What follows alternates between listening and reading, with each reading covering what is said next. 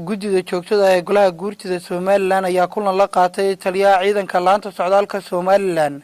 Kulankaasi oo socday saacado markii uu soo ilaaday waxa warbaahinta faahfaahin ka siiyay gudoomiyaha guddiga joogtada ah ee Golaha Guurtida Somaliland iyo taliyaha ciidanka laanta socdaalka Somaliland. Nahay guddiga joogtada ah ee Golaha Guurtida Jamhuuriyadda Somaliland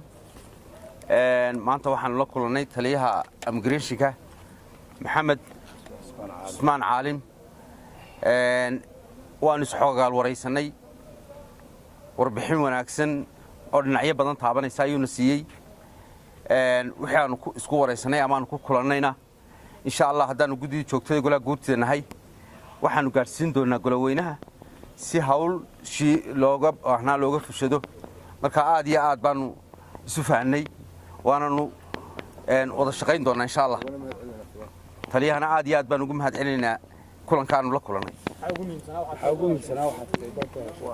adigu waxaanu ka wada hadalay golahaanu ka sheegi doonaa si wanaagsan baan isu wareysanay adigu arrimaha dalka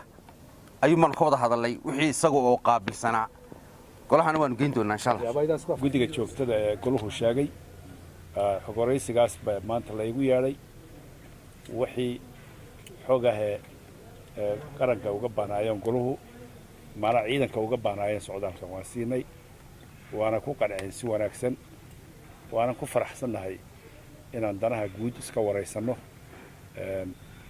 maanta iyo maalmo kaleba ilaahayna waxaan ka rajeynayaa dadkii dalkooda wada ilaashada is ogaal la ku ilaashada ee nin waliba la socda wixii soconaya ayaan ilaahay ka rajeynayaa inaan waxaano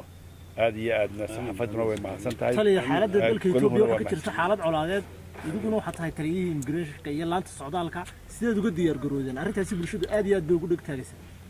taa waxaad weydiinaysaa wasiirka arrimaha gudaha dambe waxa joogay Somaliland laga raafay dad koonfurta Soomaaliya ka soo jeeda laga yaabo in Hargeysa laga raafo dadka koonfurta ka soo jeeda qorshaana mid ugu jirta dadka cidii la raafayo qaranku gartaan ma dawladdu garato sida ku hore loo raafin baa loo raafayaa markii loo baahdo laakiin Hargeysa wali qorshadeedu kuma jirto qorshayaasha wax badan baa xagga hoose yaala waan miiska dusha la soo dhigay waana ku mahadsantahay waa Badr Muxyidiin Xuseen Badr waaxid telefishinka caalamiga ee News TV Hargeysa abka Dahab Plus iyo casriyeynta adeegyada shirkadda Dahab Shell Dahab Plus oo ku fududeynaya isla markaasina ku koobaya dhammaan baahiyaha adeeg ee eDahab Dahabbay iyo adeegyada shirkadda Somtel markasta iyo mar kastaba ku isticmaal application-ka Dahab Plus